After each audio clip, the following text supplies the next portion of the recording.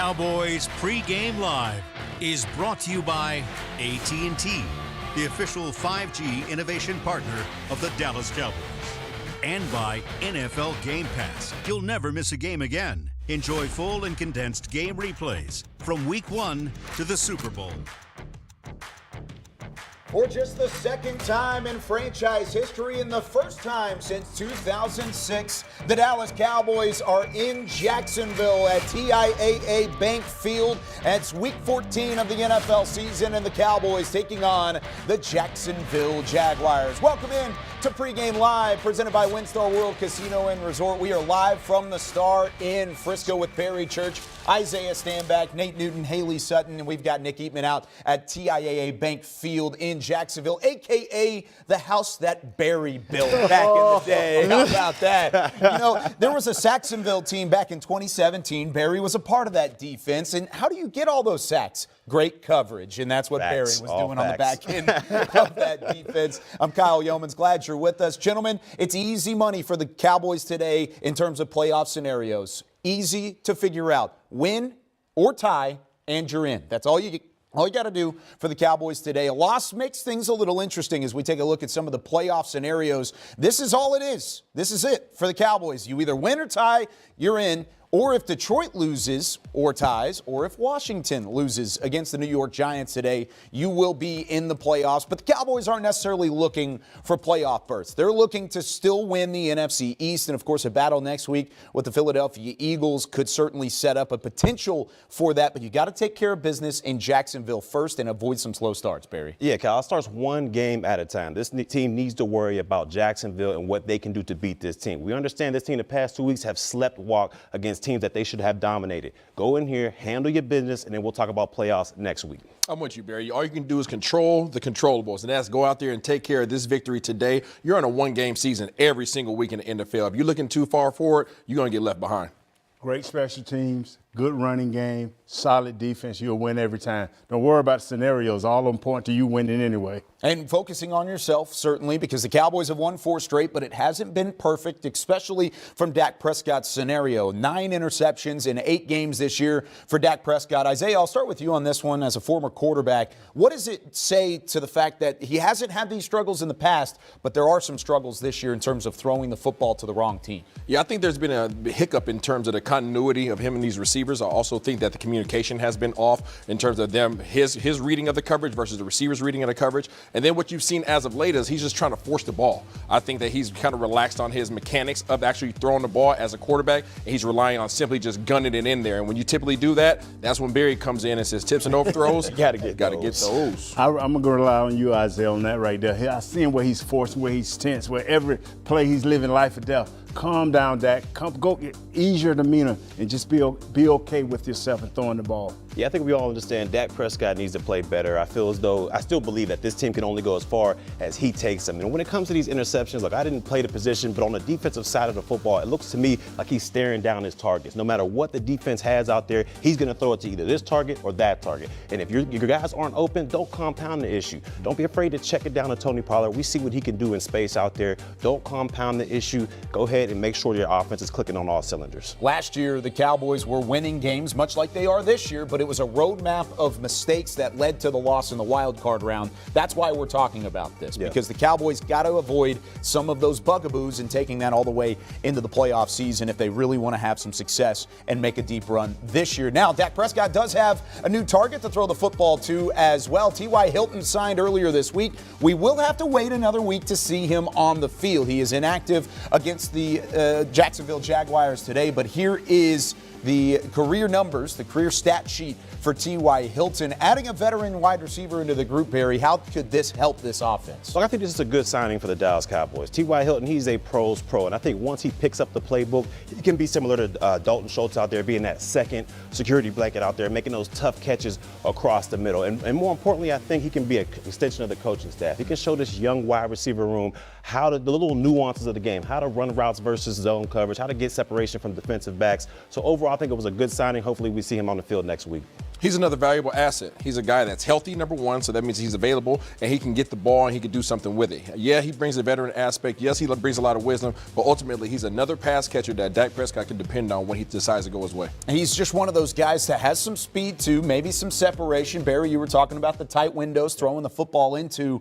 Maybe he helps widen that window out just a little bit to help out maybe CeeDee Lamb, Michael Gallup, and the rest of that wide receiving core. When we come back here on Cowboys Pregame Live, we're just getting started. We just talked about it. First trip to Jacksonville since 2006. When we come back, we'll head out to TIAA Bank Field and check in with Nick Eatman live on the sidelines with more Pregame Live after this.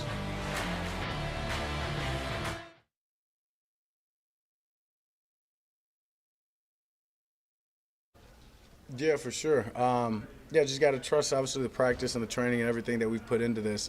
Yeah, obviously, adding another receiver, that's going to help. He's just going to make that room better. Adding a veteran guy, I mean, the guy's, 10 years older than CD or so. I mean, I just think that whether you're thinking on the field, preparation off the field, how that can help that room is going to serve. And then having to make changes late on the offensive line, unfortunately, we lost a great player in Terrence. But we've got a couple of guys that can step in. And then when you've got a guy that's a future gold jacket, potentially can play over there.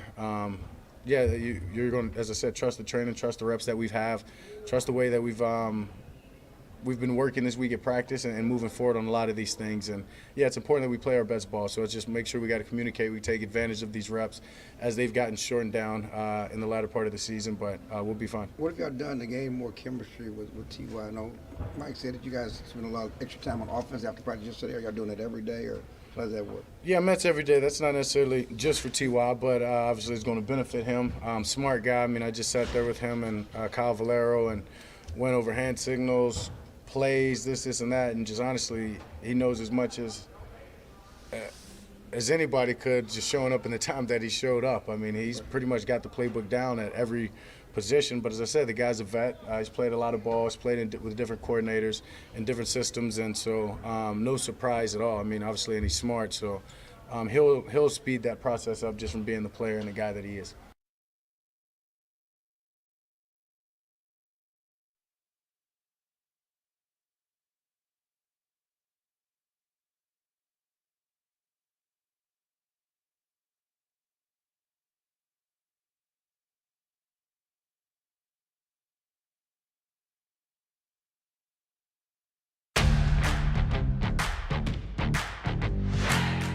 This segment is brought to you by Ashley, the official furniture store of the Dallas Cowboys. The 9-3 Dallas Cowboys, or 10-3 Dallas Cowboys, taking on the 5-8 Jacksonville Jaguars. Welcome into Cowboys Pregame Live again. Let's go back out to TIAA Bank Field in Jacksonville, where we are joined by our very own Nick Eatman at the moment on the sidelines. Nick, it's the first time in Jacksonville since 2006. What's the atmosphere like? Is it a good contingency of Cowboys fans in the building already? Yeah, a lot like it was last week at AT&T Stadium with a big group of Cowboy fans and not a whole lot of fans of the other team. That's what it feels like. I mean, you say this all the time about when the Cowboys are at home and there's a lot of teams, a lot of fans from other teams. It's like early in the game, pregame, they're going to come out. Mm-hmm. So let's see what happens when a kickoff is. But it's not going to be 50-50. It's going to be like 60-40, maybe 65-35 Dallas. I mean, this is just too many fans. And at this stage, and they're so excited and been here, like you said, in 16 years. So, and a lot to cheer about this year. No doubt about that, and a little extra to cheer about today as Tyron Smith is back into the fold. The Pro Bowl offensive tackle, potential Hall of Fame offensive tackle, is back from injury that he sustained in training camp. How much can we expect out of Tyron Smith today as he's finally back up front on the offensive line? Well, I think that's a great question. We'll see. I just asked someone just a second ago, like, where do you expect him to play, and is he starting? And it sounds like he is going to play right tackle, and how much he plays, that'll kind of depend on how he feels and the flow of the game. But I would imagine he starts just because Josh Ball is going to be the other right tackle over there, so Peters is probably going to stay on the left side with Tyler Smith and more of a swing guy, but really more on that left side. So I would think you're going to see quite a bit of Tyler Smith, especially if he continues to feel good and play good. So Tyron Smith specifically going on that right side at right tackle. He hasn't played there since his rookie season. How does that change things up for Tyron Smith as opposed to what he's done at left tackle throughout his career? Well, obviously it's muscle memory, and I've never obviously played either of the tackle positions, but it's all about the footwork there. But I would say having, no offense to Connor McGovern, but he's not Zach Martin, and he knows that. And so having Zach Martin next to you on the right side, I mean, that's a pretty nice little side of offensive line, right tackle, right guard. And also, I would think, too, your tight ends typically play on the right side. Teams like to play right-handed. You may not need that as much. We'll see how it all affects the blocking schemes, too, with Jake Ferguson not being in this game, too. How much help do they give any of the tackles that are out there? So I think Tyler Smith is certainly going to help, just from a standpoint of they are shorthanded at the tight end spot as well. And when we were talking earlier in the week with Zach Martin, we actually asked, what can Tyron Smith do at right tackle? And he says, I think he can do anything. He's Tyron Smith. So keep that in mind as those two play next to each other for the first time in their career. Now, Nick, T.Y. Hilton inactive today. We already mentioned that in the first segment. But one of the reasons why he was signed is his veteran mindset and what he could bring to the wide receiver room. Do you expect those guys to elevate their game today now that Hilton's kind of in the wings watching this week?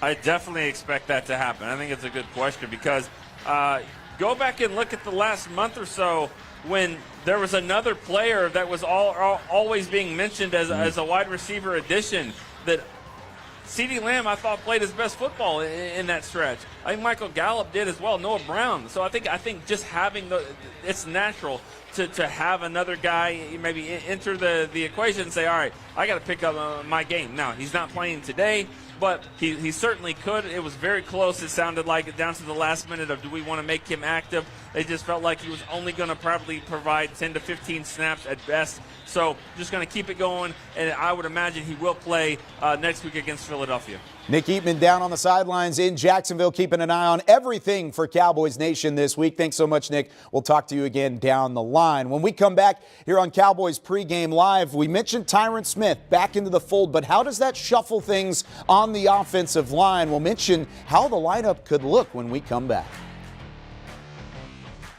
This segment was brought to you by Ashley, the official furniture store of the Dallas Cowboys.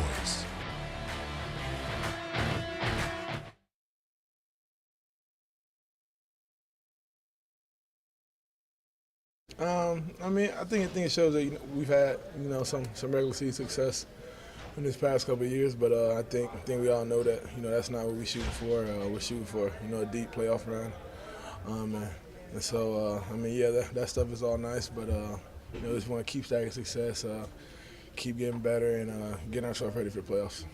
Now, obviously, you guys don't want to have a game like you had against the Texans where it requires a 98-yard drive to pull it out. But Dak said that those types of games teach you a lot. So what have you guys learned mainly from that game that you can kind of carry forward and probably help you in the playoffs when you run up against some more adversity? Just when adversity hit, we can count on ourselves. Getting the ball on the 2-yard line and driving it down to go win it all.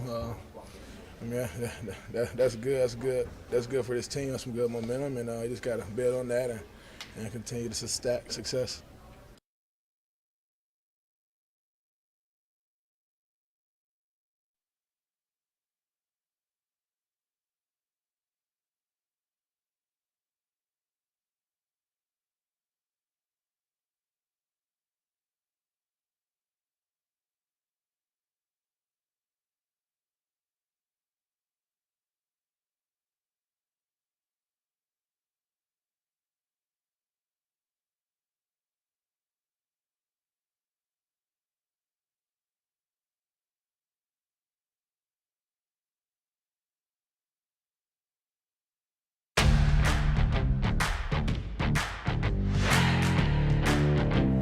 Cowboys pregame live here from the Star in Frisco as the Cowboys get set to take on the Jacksonville Jaguars week 15 of the NFL season. Back here with former Cowboys Nate Newton and Isaiah Stanback. I'm Kyle Yeomans from the Star in the Globe Life studios. Gentlemen, inactive list time. We already talked about T.Y. Hilton. He is on the inactive list, but a couple other notable names on there as well. Most notably, right there at the top, Jake Ferguson, the rookie tight end who has played significant snaps here in his rookie season. He is inactive with a concussion. This is not new information. He was ruled out after Friday's practice. Jalen Tolbert, inactive again. The new addition at corner who was picked up off of waivers this week, Trayvon Mullen, is inactive, and so is Jabril Cox, Will Grier, the third quarterback on the roster as well. Nate, I'll start with you. Let's talk about Jake Ferguson a little bit here. He's played significant snaps because he does a little bit of everything. How much has he missed on that offensive side? Big time. He will get in the way. He will set that edge for Tony to get outside. He's tough enough to do the wham blocks. I like his mid-range game as far as catching the ball. He's just a guy that'll do anything to help this team win. I think he plays an integral role in terms of them having their 4 tight end set. We see that happens a lot, and whenever the Dallas Cowboys have had that 4 tight end set, that means that they're usually ahead. That means they're usually keeping the ball on the ground, and they're controlling the time of possession, which we all know that Nate Dogg likes to have. So him not being in there, I think it definitely takes away from their versatility, but I think that you have a franchise tight end in that of Dalton Schultz. He should be able to fulfill whatever role and hold that he has missing. Nick Eatman said it in the last segment, too. Not having Jake Ferguson in the fold could affect how they help out Tyron Smith as well, because he is so good as a blocker. Even as a rookie, he's kind of grown to that point as well. Isaiah, without Terrence Steele on the right side, now you have Tyron Smith back. Is this offensive line better off this week without Terrence Steele in the fold, as long as you get a guy like Tyron back into the lineup? You know what, Kyle? I wish I could answer that question with a bolt of confidence, but I can't. Simply because of the fact I haven't seen Tyron Smith play right tackle. I mean, we know what he's capable of at left tackle, but I think that people believe that offensive linemen are like Legos and that they're just interchangeable. They're not. There's a reason why he's a left side player. Now, is he capable? Is he physically capable? Is he athletic? Absolutely, but I don't know if that's going to transition into him being successful at the right tackle position. I've been here long enough, Isaiah, to see him play that right tackle. He was nice, and I didn't want him to move him over to the left tackle, but he surprised me in being the ultimate Hall of Fame left tackle. He can go back over there. It'll take him a few reps to get that muscle memory back, but he's one of the few guys that can play anywhere on the field for his offensive lineman. How does his return and, of course, Terrence Steele's injury shuffle the offensive line rotation, and how much does that affect an individual on the offensive line, Nate? With that right side being both veteran guys, I don't think that it'll shake it up at all. I didn't want him moving around the rookie, and I didn't want him moving our left guard. They needed to stay stable. They needed because they know who they are and they're building some over there. But these two guys on the right side, these are all pro players. They will be able to adjust. This thing should run smoothly today if we can get him 60 to 70 snaps. I hope it runs smoothly, Nate. I don't like the musical chairs personally. I prefer for Tyron to go back and be the Hall of Famer at the left tackle position. I think Tyler Smith's done a great job of filling in. I'd much rather see Jason Peters go over there, and then if necessary, then you can go ahead and bump a Tyler Smith out to right tackle instead of Tyron. But whatever you do, let's do it now, and let's go forward with it. Don't play musical chairs 2 games in, because that when it gets close to the playoff and to better teams, it will hurt your continuity. From week to week, it will have an impact. And this coaching staff has made some good decisions this year. They've had to go through and show some resilience. It's been a theme for this Cowboys team, and when we come back, we show how Coach McCarthy and company have done just that this year and show that resilience.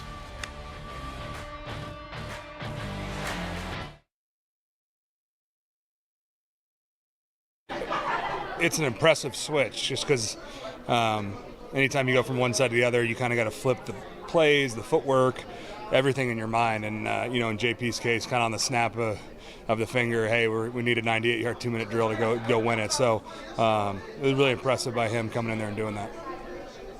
When you got here, DeMarco was the every down guy. Zeke's been that guy for a good portion. What's the benefit? Is there a benefit for you guys up front when it's 2 guys or does it change? Does anything? I think it's a benefit for our football team, no doubt, just because those guys are fresh and they talk about it all the time. I mean, with 2 guys carrying the load like that, I've heard Zeke say it, there's really no excuse for, for them to gas out. They can just roll in and do their thing, and it's not like we have, there's plays here and there that are specifically for one or the other, but for the most part, we run the same plays no matter who's back there. So it's a huge benefit to our football team.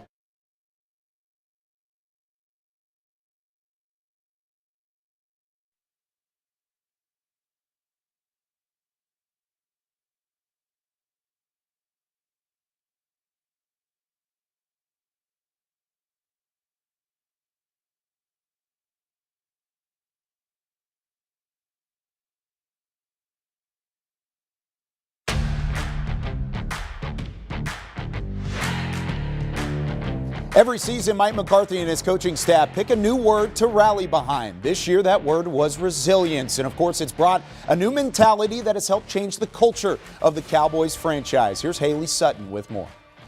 Whether it was losing the starting quarterback in the first game of the season or the plethora of other injuries along the way, and this Dallas Cowboys team is battle tested. But it's not just the injuries that have impacted this team this season. The headlines, the comparisons, all the outside noise, and one word has helped them put it all to the side. That's the way to finish a game. You think about the finish last week, you think about the finish this week. Trust me, this week's finish will pay dividends going forward. Resilience, defined as the capacity to withstand or recover quickly from difficulties. Toughness. While he had no idea how spot on that word would be for this team, head coach Mike McCarthy has his guys embracing that theme. You know, all the adversity throughout a game, I mean, it can go up or down, which it will, and you just kind of keeping a neutral mindset and, you know, staying positive throughout the good and bad times. So resilience is the perfect name for this season. To these Cowboys, it's not just a word, but a way of life. Not a theme, but a culture.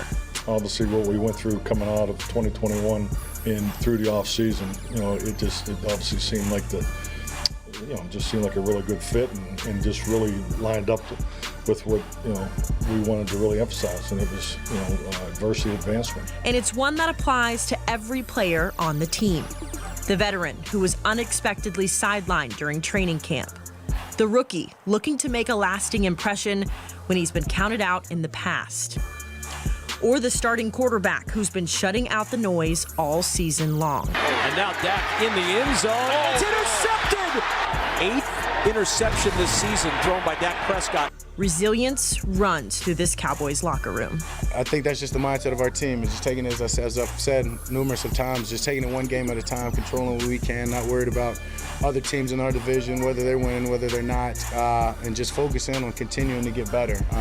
Because at this point, we know we're in that thing, so we've just got to make sure we're continuing to build on what we've accomplished, create some great momentum as we go forward, and just keep our chemistry very high and tight. And that resilience will hopefully carry them through one more game as they look to clinch a playoff spot this season. Here in the studio, I'm Haley Sutton. I'll send it back over to you guys. Thank you very much, Haley. The Cowboys will have to show some more resilience today, especially on the defensive side of the football, to stop that man, Trevor Lawrence, for first overall pick in 2021. Let's see how the Cowboys can take him down when we come back.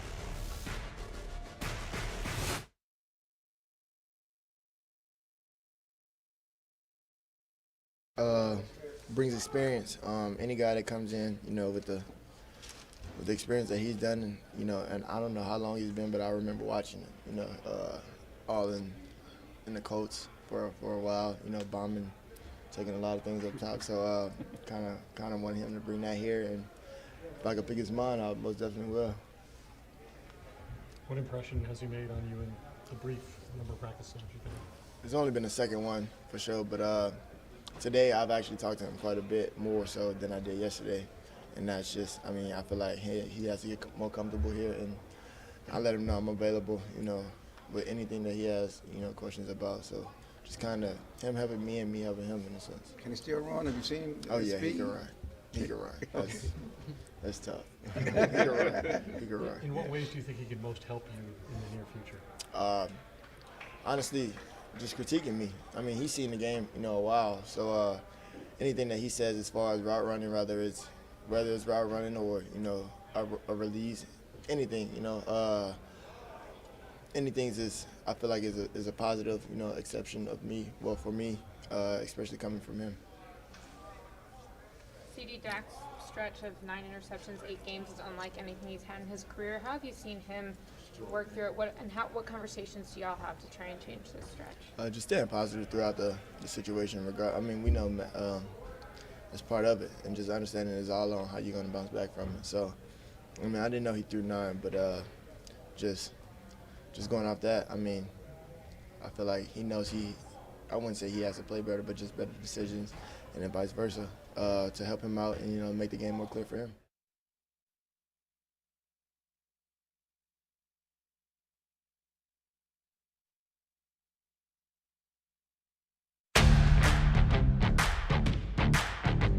Cowboys Pregame Live was brought to you by AT&T, the official 5G innovation partner of the Dallas Cowboys. SWBC Mortgage. Join the more than 120,000 customers that we've helped to find their happier way home. Visit swbcmortgage.com to find a pro today. And by NFL Game Pass. You'll never miss a game again. Enjoy full and condensed game replays from Week 1 to the Super Bowl.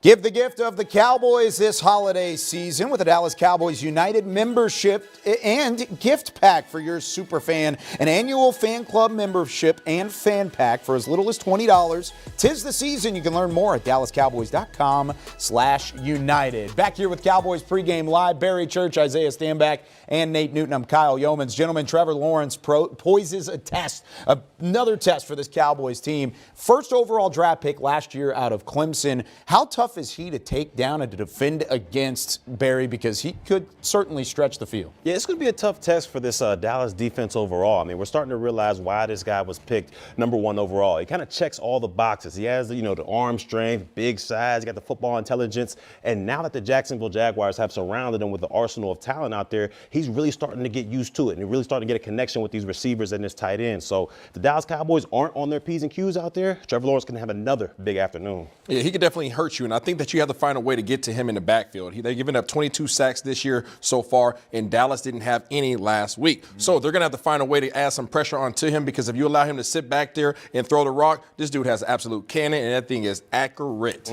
Stay in your lanes. He's a new age quarterback. He can throw. He's athletic enough to run. This kid will be all over the place, and he's the best quarterback we've faced in about 3 or 4 weeks. Keep that in mind, because he can stretch the field 10 yards or more down the field. He's been the best quarterback since Week 9 in the NFL, more so than anybody else. Patrick Mahomes, Josh Allen, nope. It's been Trevor Lawrence in terms of stretching the field. How does that test this Cowboys secondary, Barry? It's going to test them because they got a lot of young DBs out there. We're talking about Deron Bland. We're talking about Kelvin Joseph as well. We already understand offenses are going to key on those 2 young guys. They got some burners out there, Christian Kirk, Marvin Jones Jr. as well. So that young secondary will be tested. Hopefully they can have that calming factor with Curse out there to make sure they are all on their P's and Q's. But like I said, if they're not getting after this quarterback, it could be a long afternoon. I don't disagree with you, Barry, and that's why I was so surprised at the inactive list in terms of Mullen, our new waiver pickup, not being active this game, because we're now being forced to utilize our young DBs to go out there and have an impact against this plethora of receivers. Yeah, you've got Kelvin Joseph out there in the fold, Deron Bland. I mean, 2 young rookies that are going to have to play, or a rookie and a second-year player, having to play significant minutes against Trevor Lawrence. They're going to throw the football. Mike McCarthy said earlier in the week they expect him to run it, too. And we'll tell you about how they can slow down the run game on the internet side of things, because that does it on the television side. Join us for more pregame coverage on DallasCowboys.com right now. For Barry, Isaiah, and Nate, I'm Kyle. Enjoy the game, everybody.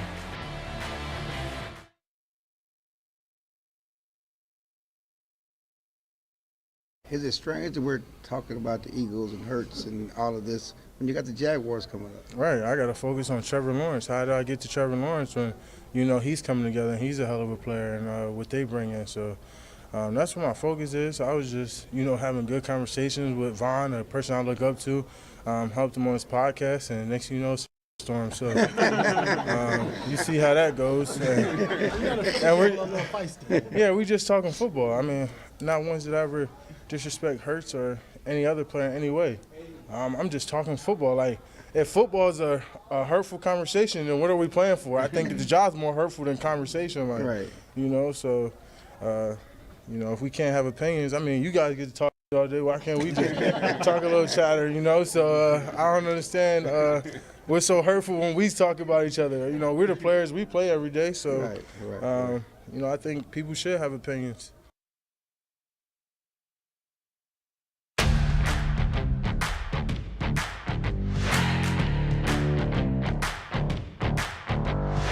Welcome into the online portion of Cowboys Pregame Live, presented by WinStar World Casino and Resort. We are about 30 minutes away from kickoff between the Cowboys and the Jacksonville Jaguars. We are closing in on the holiday season coming up this week, but last week the Cowboys got to close a chapter on one of the best traditions in the franchise's history. Jess Navarez has more.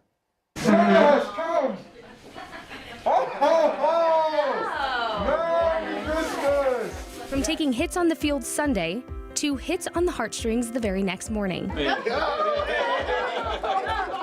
Santa Claus wasn't the only person coming to town,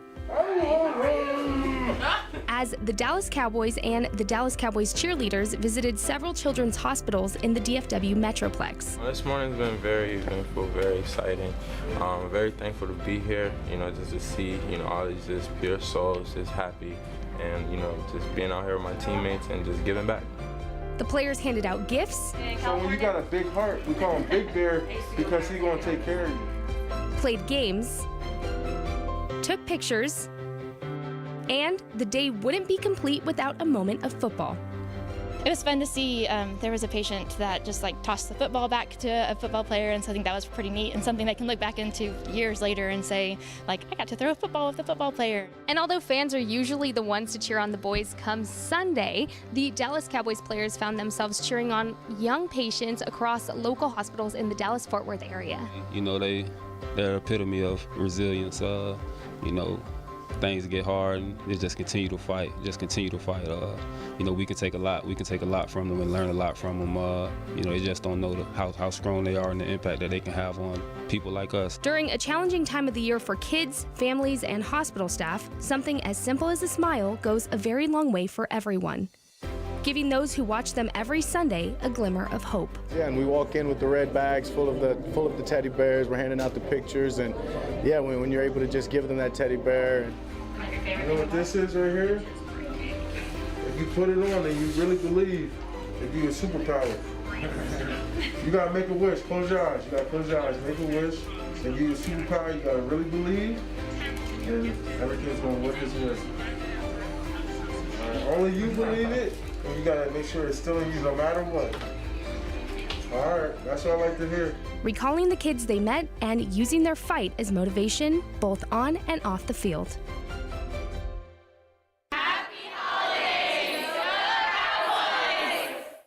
Lots of smiles up in North Texas this week for the holiday season. Shout out to the Dallas Cowboys. And you guys all were a part of that tradition at one point through your career. Good memories, right? Oh, it was great memories. Just putting smiles on those kids' faces each and every year we went out there, man. It was an amazing experience. It's a blessing to be a professional football player and to have an impact over these kids' lives. So anytime you have that platform and you have the opportunity to go back and do it and you put smiles on their faces, it was awesome. It didn't matter whether you won before or lost before that. It just humbled you, and it made you feel like giving. And a lot of times I just unloaded my pocket after that. I'm broke behind it, but it's okay.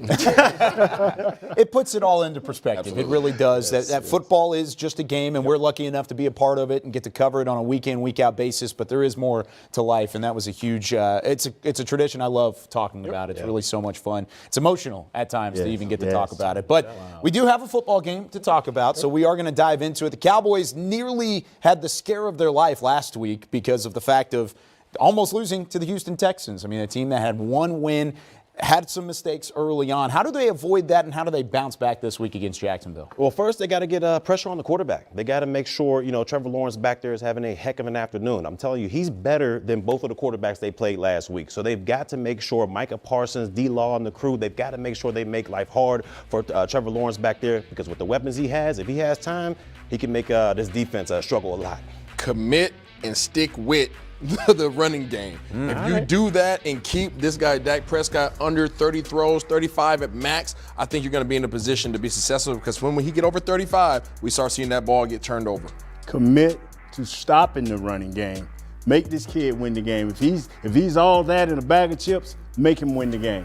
No sacks last week for the Cowboys pass rush. First game all year that they were held without a sack. Jacksonville has 6 games this year where they haven't allowed a sack. Most in the NFL. Second closest is San Francisco, Dallas, and Detroit with 4 games. So they have 2 more games without a sack, more so than the rest of the NFL. Now, you mentioned the run game, Nate. I'll start with you on this one. Travis Etienne, his first year in the league. He's battled some injuries after he got drafted out of Clemson as well. Now back with his backfield teammate in Trevor Lawrence, and he has certainly shown up this season. What do you expect from him today, and how do the Cowboys combat him? They're gonna try to let him run that ball a little bit, but I think they're gonna try to throw to him and see who matches up with him in the open field. This kid is an athlete, and once he get downfield and get to rolling, he got some shakes to him too. I totally agree with you. I think this is probably the most elusive back that the Dallas Cowboys have faced all year long. We've faced some of the best. Jonathan Taylor, Saquon Barkley, Cook, all these guys. But in terms of elusiveness, in terms of being able to be shifty, outflank you on swing routes and things of that nature, he can hurt you. They better make sure they hit him in the mouth. Yeah, they got to take away the space. I mean, we understand how the Jacksonville Jaguars love to use ETN out there, whether it's a dump off, a screen pass. They love to get this guy in space and see what he can do out there. So if you're a linebacker, take away the space. You do not want to be caught in the open field with this guy. He can make you look like a fool in a phone booth. So this is an interesting matchup for the Jaguars offense against the Cowboys defense because the Jags' strength, throwing the football, passing downfield. The strength of the Cowboys defense, pass rush, getting after the quarterback and allowing time for those big pass rushers like Micah Parsons, Marcus Lawrence, and Dorrance Armstrong to get into the backfield. So if you're Jacksonville, what do you want to do? Do you want to go with your strength or try and attack the weakness, which is the ground game and the run defense? If I'm Jacksonville, I'm going to go with my strength. I mean, you always got to rely on what your identity is, and their identity is throwing the football. But if I'm Jacksonville, also Trevor Lawrence, you got to get rid of the football. This guy holds the football back there entirely too long, and it can give those pass rushers, Dorrance Armstrong, Micah Parsons, D-Law, it can give those guys time to get back after there. So hopefully he holds on to the rock. If I'm the Jacksonville Jaguars, I am going to attack the Dallas Cowboys defense in the form of screen plays, trying to get the ball in NTN Jr.'s hands. That's going to slow down the pass rush. And then I'm going to take advantage of Dan Quinn's man defense and his ability to blitz by running pick routes. You'll see it a lot. These guys are going to run a lot of underneath routes and a lot of crossing routes to try to free up their tight ends and the receivers to have opportunities to get yak yardage. He can throw the ball, but you know what? Jonathan Hankins is out. I'm going to test that with ETN. I'm going to see, can you stop my run game, and then I'll kill you with play-action pass. So we have to be in our lanes. We have to be disciplined. Defensive tackle Jonathan Hankins, a pectoral strain last week. He's out up until it looks like the playoffs is what it is. He got put on IR, so at least 4 weeks for Jonathan Hankins. Good point there, but there's no secret in terms of the Cowboys offense and what they do well. That is run the football. How do they attack the ground game against Jacksonville, a team with a pretty stout front seven, but they are young? They are young, and if I'm the Dallas Cowboys, I'm doing what I've been doing the entire season. I'm sticking to the formula. You give Zeke, 15 to 20 carries. You sprinkle in Tony Pollard in there between 10 and 12 carries. I think both of those guys combined can make life hard for the Jacksonville Jaguars defense. Have a boring offense. You just have a boring offense. Run this doggone ball. Run the Nate Newton offense. Just keep the ball on the ground, okay? Forget the action flicks, okay? I want a nice, slow, just play the credits, okay? Play the credits and let these guys run the ball. I know Kellen Moore wants to throw this thing around. He's admitted it. That is his vice. But if you don't necessarily need to put this ball in the air all the time, you extremely negate your ability to be able to turn the ball over when it's in the hands of your running back. But their strength is their defensive, the ability to stop the run. They're giving up 115 a game. A 4.3, so that as a team, they play well. So you know what? Let's see what they can do. Let's put Zeke on them often and early. Yeah, that 1-2 punch is healthy with Zeke and Pollard, and they have been rolling over the last couple of weeks to see if that can continue on the other side. Now, what about the tight end position? We mentioned earlier Jake Ferguson not in the fold, but what about Dalton Schultz, your franchise tag player? Does he get more involvement with Ferguson out of the fold and maybe as you get deeper into the season? No, I think they're using them perfect as they are right now. I mean, we understand he's that security blanket, that 3rd and 5, that 3rd and 7 realm right there. He kind of thrives in that. Anytime Dak Prescott is in trouble, he seems to find Dalton Schultz, and he knows exactly what to do with the rock. So I think they're using him perfect. Don't overuse my guy right there. Overuse the run game, not the pass game. But I love what they're doing with Schultz right now. I don't believe that they need to utilize him more, but I believe that they will utilize him more. I think they've seen what's been shown on film over the past few weeks with Dak Prescott and him forcing the ball down the field. They're going to try to slow him down, bring him back down to underneath coverages, and dump it off to his safety net in Dalton Schultz. I think Dalton Schultz plays a big part. If we can throw to him more per game, we can up the pass ratio so Dak can have a good, clean game. And, of course, since he is on a franchise tag, Dalton Schultz is technically in a contract here. So you want to try and get the cash. You want to try and see if he's going to fit here. I mean, there's a lot on the line for Dalton Schultz over these next 4 games and then, of course, into the playoff run as well. He may not even be the best tight end on the field, though. Evan Ingram's on that Jacksonville sideline. He had 160 yards receiving last week. That'll be a challenge for the Dallas defense. But let's go back out to Jacksonville and hear from the Cowboys front office. Stephen Jones is now with our very own Nick Eatman. Thank you, Kyle. And as always, we're joined by Stephen Jones, Cowboys Chief Operating Officer. And Stephen, it was Drew Bledsoe, Terrell Owens, Bill Parcells. Those are the blast from the past. And that last time the Cowboys played here, does it look like these fans have missed the Cowboys here? Well, it's great to have our fans show up like this. Sure makes us feel good. My understanding This is going to be their largest crowd, biggest gate of the year, which is just outstanding. And I'm glad our fans are helping contribute to the Cons' pocket in terms of buying tickets. But it is great to see a lot of our own here.